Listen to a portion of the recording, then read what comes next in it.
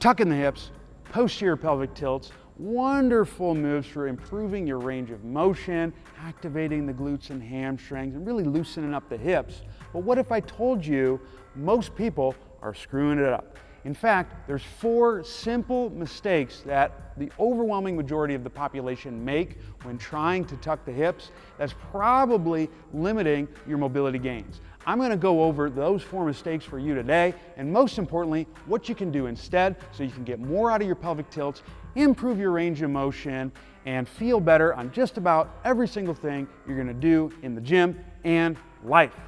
Number 1, tucking when you don't need to tuck. Spoiler alert, folks, not everyone benefits from tucking the hips. In fact, if you are the specific archetype that would not do well with tucking your hips, you actually might have a negative impact from that particular movement, meaning you're probably not going to get the range of motion changes that you so desire.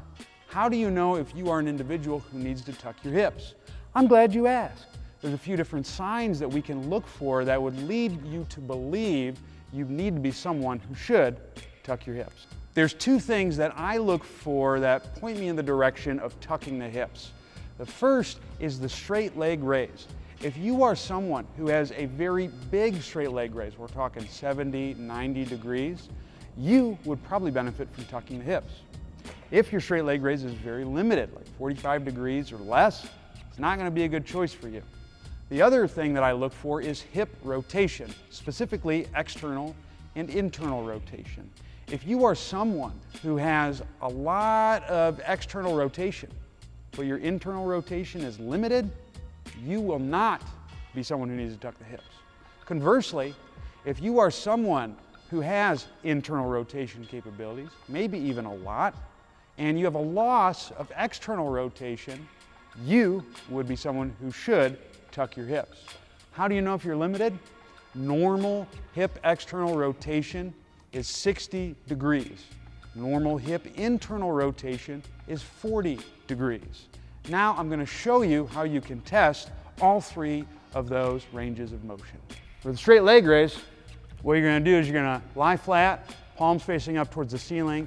You want to keep your knees straight. You're going to slowly lift your legs straight up in the air like so. And right there, folks, is about, that's probably like 55, 60 degrees around there. So I'm kind of in the middle, right? I don't have a crazy amount of straight leg raise, but I'm not super limited. So when you see that, you probably want to look at your rotational measures to see what's going on. And then if you look at the other side, you can see it's kind of a similar song and dance. For hip external and internal rotation, you're going to look at a different view. So with this, you want the hip at a 90-degree angle, so it's going to be perpendicular to the ground. And then if let's say you're filming this on your phone, the view that I like to use to test this range of motion is this one right here. And so what you're going to look for is external rotation first. It seems counterintuitive, but with external rotation, your foot's going inward towards the body. And it's going to look like this right there without letting the knee dive any which way. Right there. That's pretty close to 60 degrees. And I'll show you what limited looks like right there. That's about 25, 30 degrees. So if you're more like my left leg, you probably don't need to tuck. If you're like my right leg, you probably do need to tuck. Now internal rotation is the exact opposite. So now the foot's going to be going outward. Keeping the 90-degree angle at the hips and knees. Internal rotation, I'll show you normal, is going to look like this. That's actually kind of limited now that I think about it. That's probably about 30, 35 degrees. But then you'll see a big limitation right here. And so in this case, again, if you're this person who's really limited in hip IR, you probably don't need to tuck your hips. But if you have a fair amount like this, and then your ER is pretty limited, you would probably benefit from hip tucks. Number 2, getting too aggressive with the hip tuck. Now you might be that person who would benefit from a posterior pelvic tilt, and you're thinking, ooh, I'm gonna really get after it. I'm gonna squeeze my cheeks really hard. I'm gonna really just get a tuck like this. Stop. The posterior pelvic tilt is super duper subtle. And the direction that you're doing the tuck is not what you'd commonly think. The issue that most people have when they're performing a pelvic tilt is they sway the pelvis forward and backward like this. And when I do that movement right there, I'm not actually getting the pelvis to move all that much. What instead is going on is I'm getting most of the movement of the pelvis by flexing the lumbar spine. When I flex the lumbar spine, I don't really get any dynamic changes in the pelvis. I end up putting a lot more strain through my back, and you don't engage the glutes and the hamstrings as effectively as you could, limiting your mobility gains. So we don't want this forward and backward sway.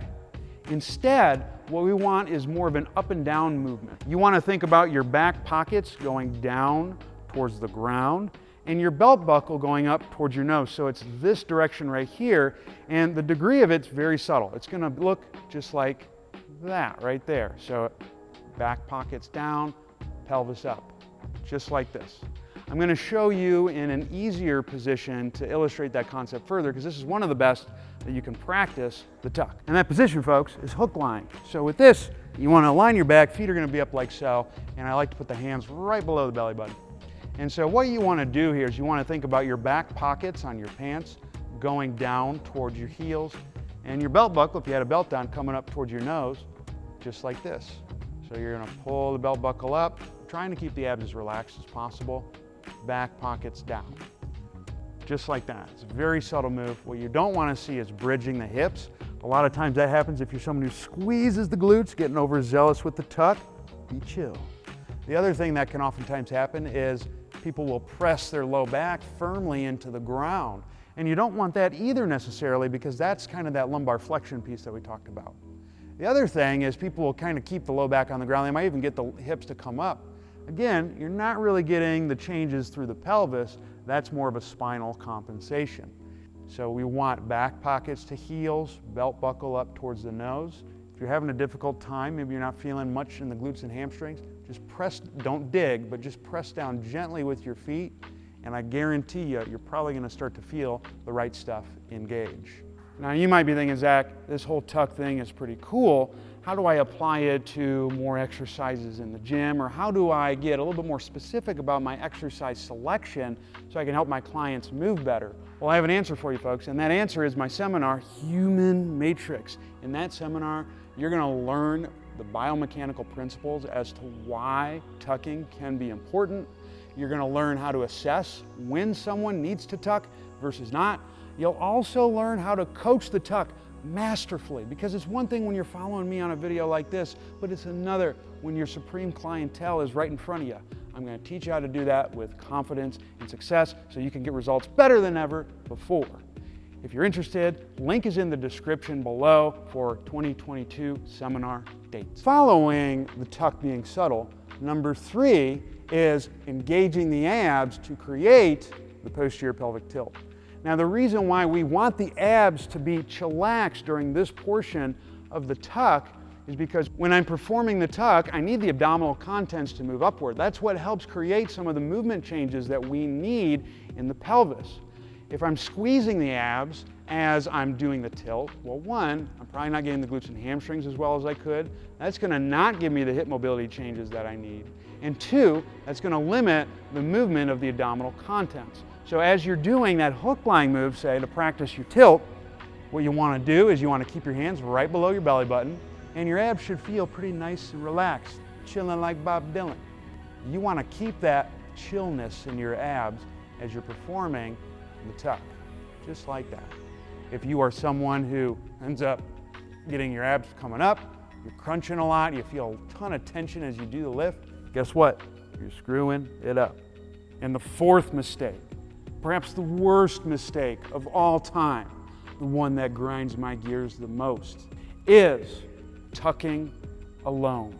And what I mean by that is not incorporating the breathing sequence in the tuck. See folks, the hip tuck is only the first piece of the puzzle.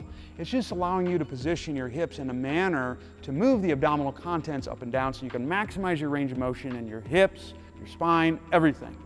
But it doesn't get that far if you only do the tuck. The thing that creates most of the movement in the torso and the pelvis is breathing. Because when you breathe, your abdominal contents move up and down, your pelvic floor and your thoracic diaphragm contract and relax in a manner that allows you to improve your range of motion just about everywhere. It's kind of like that one Dr. Dre and Eminem song. You know what I'm talking about? Nowadays, everybody wants to stack so they can talk to Zach. They still lose it when they move the hips because it's illegitimate, because everyone forgets about the lower rib cage. Do not forget about the lower rib cage, and do not forget about breathing. Here's how you're going to do it. So what you're going to do is you're going to get that tuck without engaging the abs. Remember, back pocket's down, belt buckle up towards the nose. Abs are chilling. Now, with the breathing sequence, what you want to focus on is silently breathing in through your nose. Imagine Michael Myers from the Halloween movies is close by. You don't want him to hear you, but you also got to improve your range of motion. That's my inhale. Now the exhale, slow, soft, easy. Get as much air out as possible, but do it slowly. As you do that, you want to feel your lower abdomen coming down towards the ground, almost getting smaller. That's going to be the first thing to move.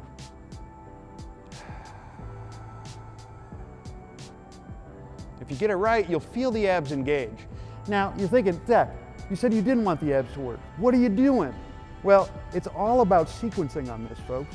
I didn't get the abs to engage when I did the tuck, but I used breathing to engage them. So what's happening is the abs are working a different action than what happened when I was doing the tuck.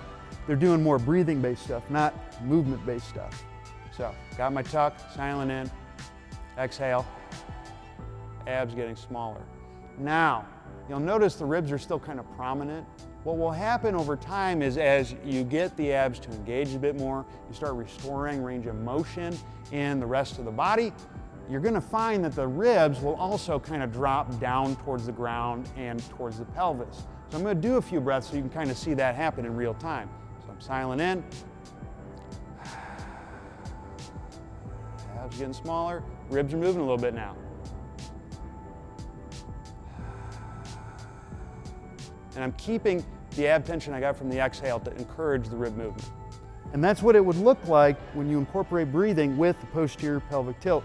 So tuck first without engaging the abs, silent in through the nose, long exhale, ab wall gets smaller, and eventually the lower rib cage gets smaller. And there you have it, folks. Those are the 4 mistakes that most people make when they are performing the tuck or the posterior pelvic tilt. What struggles have you had when you're doing the hip tuck? Is there other things or other questions you're like, man, I wish I had the answer to this and I wish Zach would do a video on it? If that's the case, go ahead and comment below. And while you're here, hit the like button so it teaches the wonderful YouTube algorithm to help us keep the fam growing. Otherwise, thank you so much for tuning in. You've been an incredible, outstanding audience, and I hope that you keep it real but not to the extent where things go wrong. Stay hungry, stay learning, stay moving, and I'll see you next time.